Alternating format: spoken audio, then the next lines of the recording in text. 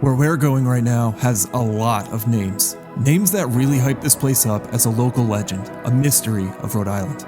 Ghost City, the Lost City, Island in the Woods, the Haunted City.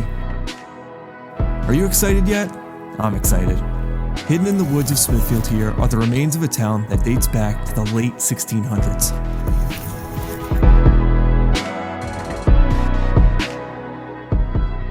These ruins are spread over a huge area and can be tricky to locate, which is why it took us 2 separate visits to track down everything there is to see here.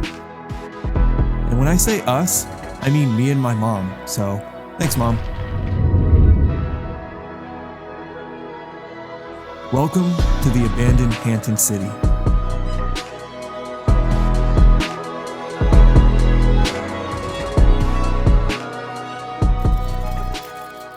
Visiting here in the summer is definitely exploring on hard mode, but I really wanted to experience it as truly a lost city, completely overgrown. And before you say, calm down, it's just Smithfield, I grew up in the city, so being out here is basically the wilderness, okay? Going off trail for even a few minutes places you in rocky, sometimes swampy terrain that all looks the same.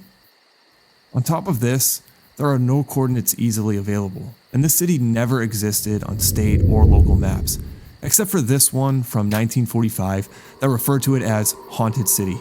And you know this is serious business when there's a drawing of a guy straight up saying, "I'm a ghost," holding rum and a piece of gingerbread, which to me is terrifying. The ghost town today consists mainly of stone foundations and walls, since the original buildings were abandoned and rotted away a long time ago. How long ago? Hanton City was abandoned sometime in the early 1800s. We can estimate this based on a Providence Journal article from 1937 that sought to identify the earliest settlers of the area. The journalist mentions large trees growing out of a cellar hole and foundations here, using this to approximate the year it was abandoned. He says, "Judging by the apparent age of these trees, which did not begin to grow there until long after the house had fallen into decay, this location hasn't been inhabited for at least 100 years. So, 1937 minus about 100 years brings us to the early 1800s. There have been 3 major theories over the years as to why Hanton City was here, all feeding into this legend. Welcome to Hanton Theories 101, where I'll be your teacher, and hey, no food or drink unless it's rum and gingerbread, okay? Let's get into these real quick. Theory 1. A band of escaped slaves built some sort of safe haven in the woods, away from major civilization.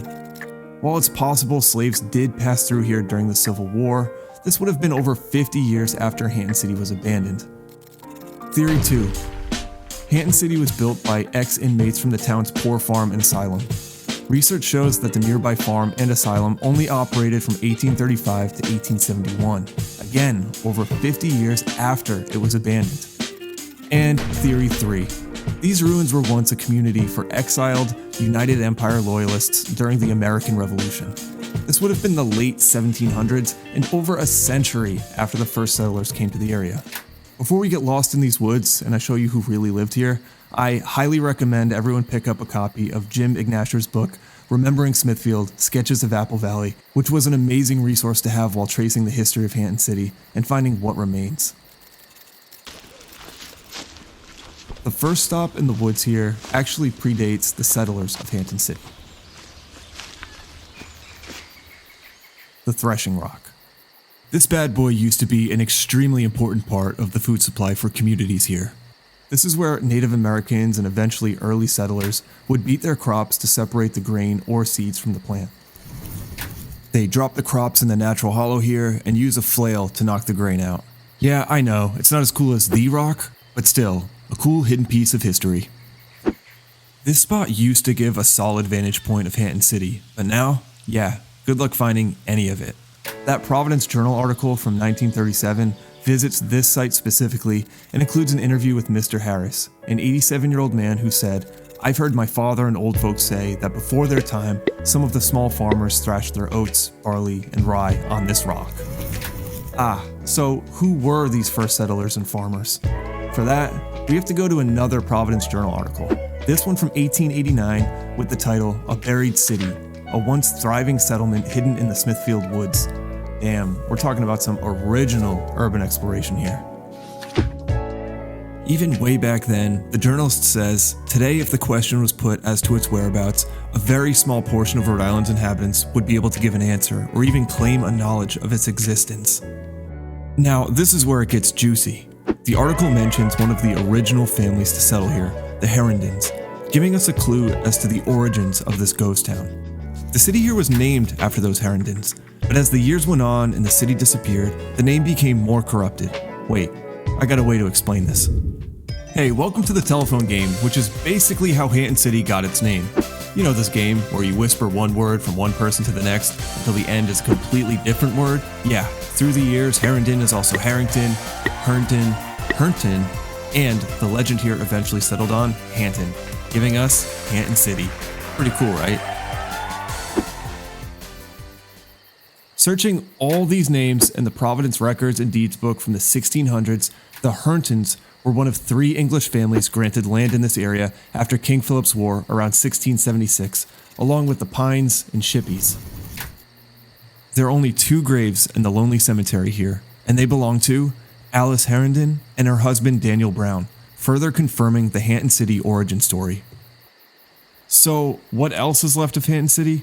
Let me show you. This is the earliest aerial photo on file, from 1939, and even here, there's not a whole lot to look at. The Threshing Rock is in this area, and the main ruins I know of are here, oh yeah, a little bit here, sure, here too, why not? But check this out, right here is where the quarry would be, and where early Hantonites would work. Let's head down there and check it out. It's a pretty strange thing to see in the woods, almost like a Rhode Island Stonehenge. You can even still see the markings on the stone from their work. You ready for a real fun fact? It was reported that the stone here was planned to be used as part of the construction of the arcade building in Providence, but there were too many imperfections, and they were instead left here.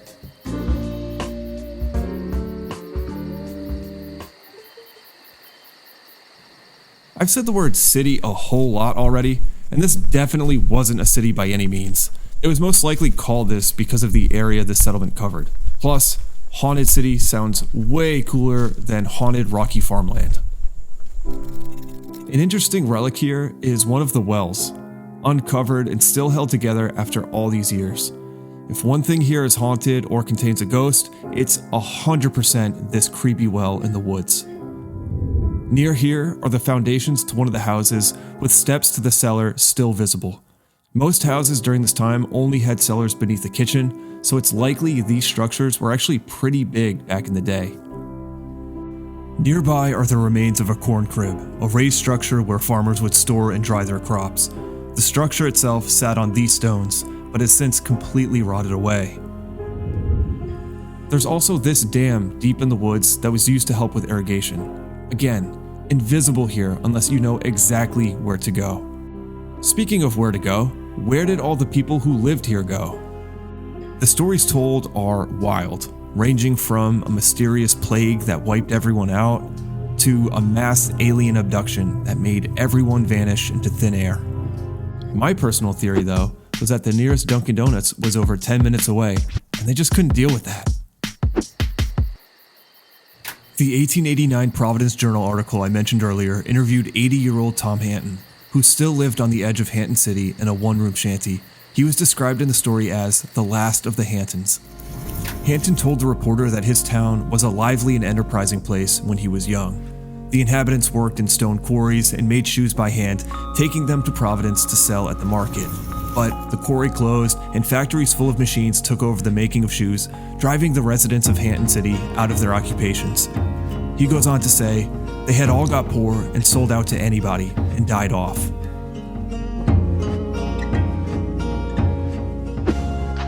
It was never more than a small town and was already abandoned when official state maps were drawn in the 1850s. The residents all relocated once a new highway pattern diverted traffic away from Hanton City, which was once a rural trading stop between Providence and Woonsocket. So what's going to happen to Hanton City now? It It currently sits on property owned by a mix of private companies and a land trust, and there are no plans for redevelopment in the future. It's been here for over 300 years, and it's unlikely that streak will end soon. I know there's not much left here, but what it lacks in typical abandoned structures, it makes up for in stories, history, and the overall legend of the place. Generations have talked about what happened to Hanton City, and that's why it's so special.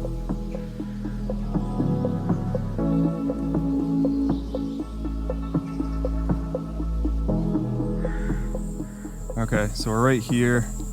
We've already gone probably about 2 miles, and now we have to go back into the woods for the last 2 spots, which I'm not sure what we're heading into. I want to thank Eric Carnevali for his help tracking down specific ruins here. I definitely could not have made this video without his help and coordinates, so Eric, thank you. And huge thanks to my mom for joining me in the woods twice to explore and get only a little bit lost.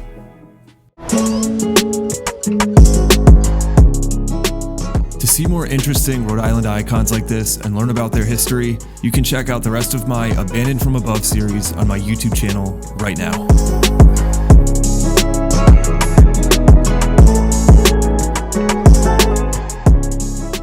Thank you very much for watching.